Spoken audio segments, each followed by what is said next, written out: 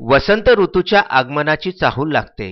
लाल, केशरी, भगव्या फुलांनी बहरलेल्या पळस फुलांनी. पळस वृक्षांवर फुले बहरल्याने रणरणत्या उन्हातही निसर्गाचं सौंदर्य अधिक खुलून दिसतं. हौशी निसर्गप्रेमीही हुरळून जातात. वसंत ऋतूच्या स्वागताकरिता शाल्मली, काटसावर, पांघरा, बहावा ह्या वृक्षांमध्ये जणू पुष्प फुलण्याची स्पर्धा लागली असं वाटतं. सर्वत्र लाल भगवा पळस फुलला असता मोर्शी वनपरिक्षेत्रामध्ये महानुभावांची काशी असलेल्या रिद्धपूर ते विचोरी मार्गावर दाभेरी शिवारामध्ये अतिदुर्लभ पिवळा पळस फुलल्याने हौशी निसर्ग अभ्यासक, दुर्मिळ झाडे व प्रजाती निसर्गमित्र संवर्धक सुखावले.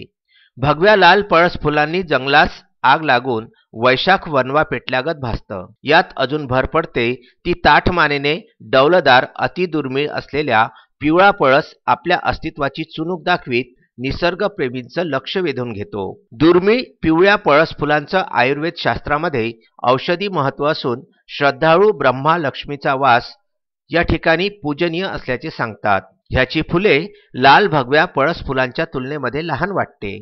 श्रद्धाळू देववृक्ष समजून याखाली बसून पूजा अर्चना करतात. पळस खोडातून लाख मिळतो. मुळापासून वाख, दोर आदी पूर्वी तयार केला जायचा. पंचांग औषधी गुणधर्मयुक्त आहे.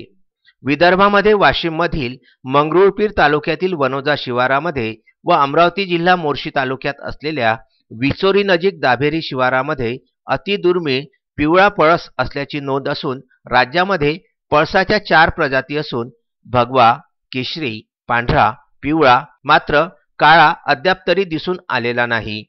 नजीकच्या आंध्र प्रदेश व तेलंगणामध्ये पांढरा पळस बहुतांशी आढळतो. याची मुळं जवळ किंवा बटव्यामध्ये ठेवली असता धनप्राप्ती होत असल्याचा समज आहे. दैवी महत्त्व असल्याने श्रद्धाळूंसह मांत्रिकांची सुद्धा अंधश्रद्धा पिवळ्या पळसाच्या मुळावर उठल्याचं दिसून येतं. अशी दुर्मिळ वृक्षांची संख्या बोटावर मोजण्यासारखी आहे. मोर्शी वनपरिक्षेत्रामध्ये विचोरी दाभेरी शिवारातील एकमेव वृक्षावर वनविभागाचे कर्मचारी लक्ष ठेवून असल्यावरही मूळ खोदून नेण्यामध्ये श्रद्धाळू यशस्वी होतात. काही कर्तव्यदक्ष वनकर्मचाऱ्यांनी त्याचं बी गोळा करून बीजारोपण करत असल्याची माहिती मिळाली. पिवळ्या पळसाचं बीजारोपण करून संवर्धनासाठी पर्यावरणप्रेमी सामाजिक वनीकरण विभागासह वन विभागाने पुढाकार घेतला तरच दुर्मिळ जातीची झाडे व प्रजाती शिल्लक राहतील अशी निसर्गमित्रांची मागणी आहे. विदर्भ न्यूजचे प्रतिनिधी यांनी आपल्या शेतामध्ये 4-5 पिवळ्या पळसाची झाडे तयार केलेली असून वन विभागासह निसर्गप्रेमींनीही दुर्मिळ असा पिवळा पळस पाहायचा असल्यास आपल्याकडे यावे असे आवाहन सुद्धा विदर्भ न्यूजचे प्रतिनिधी एजाज खान यांनी केलेले आहे. एसएन न्यूज नेटवर्क परतवाडा व विदर्भ न्यूज अमरावतीकरिता रिद्धपूर येथून एजाज खान, नितीन दुर्बुडे व पंकज साबू यांचा हा वृत्तांत.